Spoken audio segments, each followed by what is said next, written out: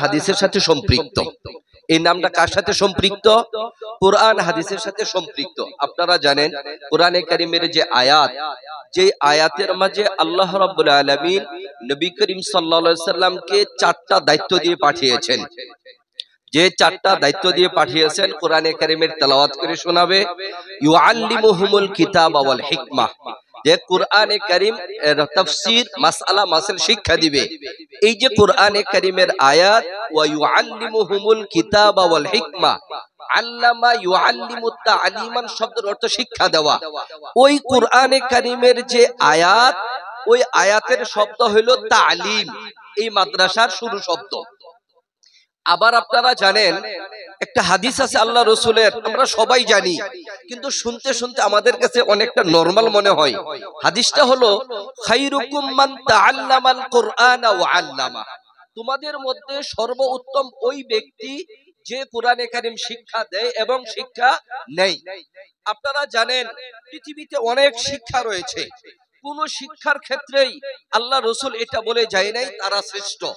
কোরআনে কারীমের শিক্ষা যতটা ছোট্ট করেই হোক, পুরে করেই হোক না কেন, যারা শিখবে, যারা শিখাবে, তারাই ওই জমিনের মধ্যে শ্রেষ্ঠ ব্যক্তি। বলে সুবহানাল্লাহ। প্রিয় হাজিরিন, ওই যে খায়রুকুম মান তাআল্লামা যেভাবে আছে হাদিসের মধ্যে, ঠিক তাআল্লামা শব্দটা আছে কোরআনে কারীমের মধ্যে। ওই জায়গায় থেকে এই মাদ্রাসার নাম তালিমুল। এরপরে শব্দ হলো কোরআন। এই কোরআন তো আমরা সবাই জানি।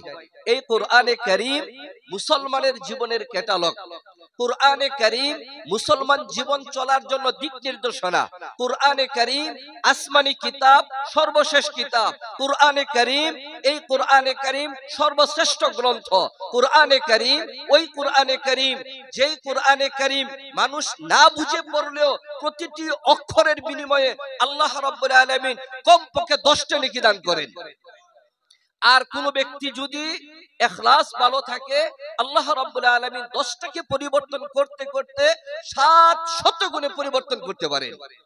প্রিয় হাজিরিন, এই যে সামনে রমজান মাস আসতেছে, আল্লাহ রাব্বুল আলামিন এই রমজানের সাথে এই কোরআনের সাথে একটা নিবিড় সম্পর্ক করে দিয়েছেন। সেই নিবিড় সম্পর্কটা কি?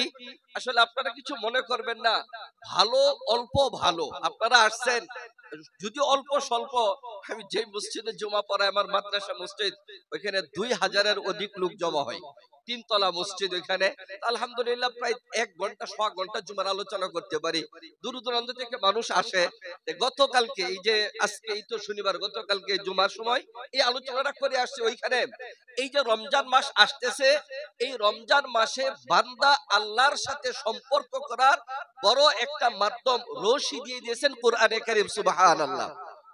দেখুন, আল্লাহ রাব্বুল আলামিনের নাম হলো রহমান, তিনার কালাম হলো কোরআন, যা নাজিল করেছেন তিনি রমজান।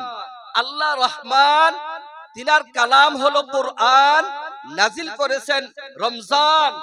আর এই রমজানে যদি মানুষ কোরআনে কারীমকে ধরে, এই কোরআনে কারীমকে যদি ধারণ করে, তাহলে সে হবে ইনসান। সুবহানাল্লাহ। সত্যিকার অর্থে একজন মানুষ যদি মানুষ হতে হয়, তাহলে তার একটাই মাত্র মাধ্যম, সেটা হলো কোরআনের সংস্রবে আসতে হবে, কোরআনের শিক্ষা নিতে হবে, কোরআনের পাশে থাকতে হবে। আমরা থাকতে পারবো তো ইনশাআল্লাহ? এই যে রমজান মাস আসতেছে, ওই রমজানে আমরা কি করব? এই কোরআনের সাথে অধিকখানে সম্পর্ক করব। কোরআনে কারীমের 27তম পারার মধ্যে একটা সূরা আছে, সূরাতুর রহমান, আছে না? আর রহমান আল্লামাল কুরআন খালাকাল ইনসান। এই আয়াতের মধ্যে আল্লাহ তাআলা বলছেন, আমি রহমান, আমি কোরআনকে শিক্ষা দিয়েছি। আর রহমান আল্লামাল কুরআন, যিনি কোরআন শিক্ষা দিয়েছেন, খালাকাল ইনসান, মানুষকে সৃষ্টি করেছেন। মুফাসসিরিন ইকরাম এই আয়াতের ব্যাখ্যায় বলেন যে আল্লাহ তাআলা রহমান, তিনি তো আগে আমাদেরকে দুনিয়াতে পাঠিয়েছেন, আমরা শিশু দুনিয়াতে এসেছি, এরপরে পর্যায়ক্রমে আমরা কোরআনে কারীম শিখেছি। ঠিক কিনা বলুন? নাকি আমরা জন্মের পরে কোরআন পড়েছি? জন্মের পরে কি আমরা কোরআন পড়েছি? কোরআন পড়ি নাই। আমরা আগে দুনিয়াতে এসেছি, পর্যায়ক্রমে আমাদের বয়স হয়েছে, এরপরে আমরা কোরআনে কারীম শিখেছি। আসলে আয়াতটা এভাবে আল্লাহ বলতে পারতেন, আর রহমান খালাকাল ইনসান আল্লামাল কুরআন, আল্লাহ তাআলা ওই সত্তা যিনি মানুষকে সৃষ্টি করেছেন, এরপরে মানুষকে কোরআনে কারীম শিক্ষা দিয়েছেন। আল্লাহ তাআলা কিন্তু এটা বলেন নাই। আল্লাহ তাআলা কি বলছেন? আর রহমান আল্লামাল কুরআন খালাকাল ইনসান। যে আয়াতের মূল অর্থ হলো যে সত্যিকার অর্থেই যদি মানুষ হতে হয় তাহলে কোরআনে কারীমের সাথে সম্পর্ক রাখতে হবে।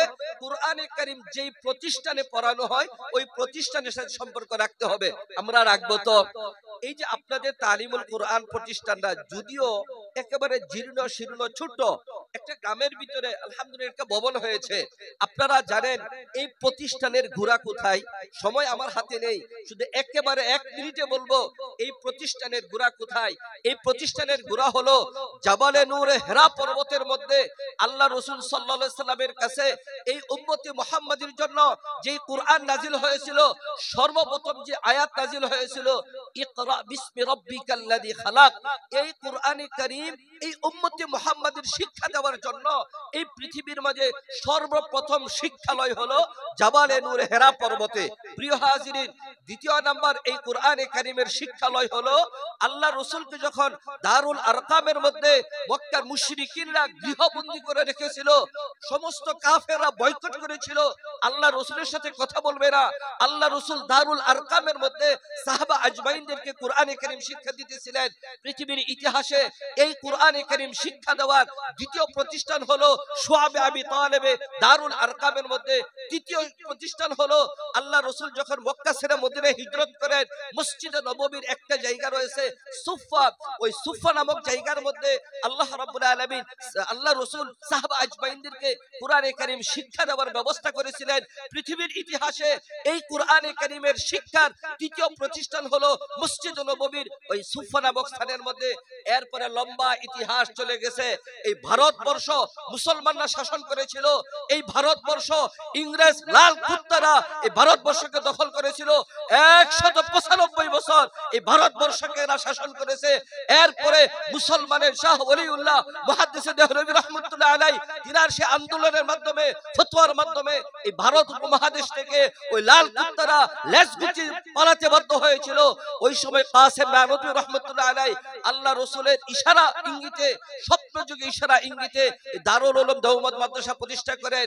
ইসলামের ইতিহাসে এই কোরআনে কারীমের শিক্ষার জন্য চতুর্থ যে প্রতিষ্ঠান সেটা হলো দারুল উলুম দেওবন্দ। মুহতারাম হাজিরিন, ওই দারুল উলুম দেওবন্দ থেকে আজকে শুধু ভারতে নয়, আজকে শুধু বাংলাদেশে নয়, সারা পৃথিবীর মাঝে এই কোরআনে কারীমের শিক্ষালয় সৃষ্টি হয়েছে, শিক্ষালয় প্রতিষ্ঠা হয়েছে। আপনাদের যে ছোট ছোট প্রতিষ্ঠান, মনে রাখবেন এই প্রতিষ্ঠানও সেই জাবালে নূরের ঘেরার মধ্যে যে প্রতিষ্ঠান হয়েছিল তার শাখা, দারুল আরকামে যে প্রতিষ্ঠান হয়েছিল তার শাখা, ওই যে মসজিদ নববীতে যে প্রতিষ্ঠান হয়েছিল তার শাখা, দারুল উলুম দেওবন্দের মধ্যে যে প্রতিষ্ঠান হয়েছিল তার শাখা। কাজে এই প্রতিষ্ঠানকে ছোট করে দেখার সুযোগ নেই, ঠিক কিনা বলুন? প্রিয় হাজিরিন, আমাদের যাওয়ার সময় হয়ে গেছে, এই জন্য আর আলোচনা লম্বা নয়। যদি পরকালে মুক্তি পেতে চান তাহলে একটাই মাত্র মাধ্যম, সেটা হলো এই প্রতিষ্ঠানের সাথে সম্পর্ক রাখতে হবে। রাখবেন তো ইনশাআল্লাহ? আমি বিভিন্ন আলোচনা আমাদের দেশের মধ্যে অনেক আলোচনা আলহামদুলিল্লাহ করি, তো সুযোগ হয় তো আমি একটা হাফেজদেরকে নিয়ে একটা কবিতা বানিয়েছি। আমি কবিতাটা বানিয়ে দোয়া করে দেব ইনশাআল্লাহ। কবিতাটা হলো এই দুনিয়ার সকল শিক্ষা মৃত্যু নিবেকারী, এই দুনিয়ার সকল শিক্ষা মৃত্যু নিবেকারী, হাফেজে কোরআন হলে তাহা সঙ্গে দিবে পারি। এই দুনিয়ার সকল শিক্ষা মৃত্যু নিবেকারী, হাফেজে কোরআন হলে তাহা সঙ্গে দিবে পারি। যে জন কোরআন হাফেজ করিবে আপন সিনার তরে, অক্ষত সে থাকবে মরে লক্ষ বছর ধরে। কোরআন শিখো, কোরআন শিখাও, শ্রেষ্ঠ গণ্য হবে। আসমানি সব কিতাবের জ্ঞান কোরআন পড়ে পাবে, আসমানি সব কিতাবের জ্ঞান কোরআন পড়ে পাবে। এক হাফেজের সুপারিশে 10-এর হবে নাজাত, বাঁচবে তুমি দুজক হতে মুক্তি আখিরাত, বাঁচবে তুমি দুজক হতে মুক্তি আখিরাত। পড়বে কোরআন চড়বে তুমি জান্নাতেরই সিঁড়ি, পড়বে কোরআন চড়বে তুমি জান্নাতেরই সিঁড়ি। থামবে যেথায় পড়া তোমার সেটাই হবে বাড়ি, থামবে পড়া যেথায় তোমার সেটাই হবে বাড়ি।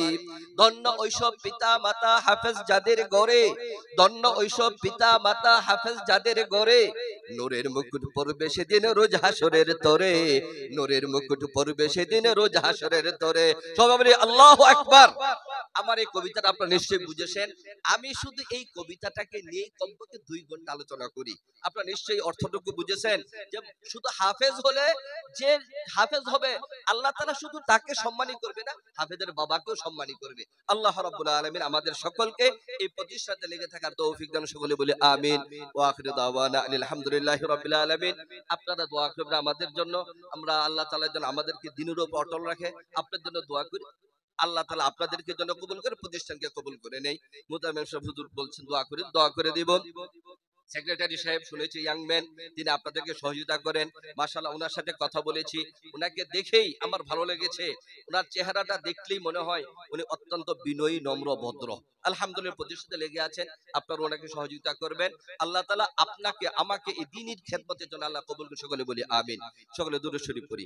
আল্লাহুম্মা সাল্লি আলা মুহাম্মাদি ওয়া আলা আলি মুহাম্মাদ কামা সাল্লাইতা আলা ইব্রাহিম ওয়া আলা আলি ইব্রাহিম ইন্নাকা হামিদুম মাজিদ।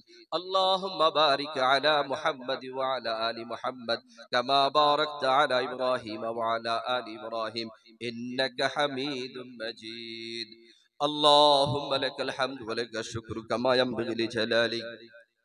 اللهم صل على محمد النبي الأمي وعلى آله وأصحابه وبارك وسلم.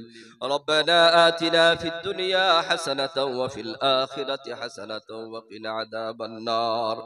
ربنا ظلمنا أنفسنا وإن لم تغفر لنا وترحمنا لنكونن من الخاسرين. ربنا لا تزغ قلوبنا بعد إذ هديتنا وهب لنا من لدنك رحمة إنك أنت الوهاب. رب ارحمهما كما ربياني صغيرا. اللهم رب ارحمهما كما ربياني صغيرا. رب العالمين.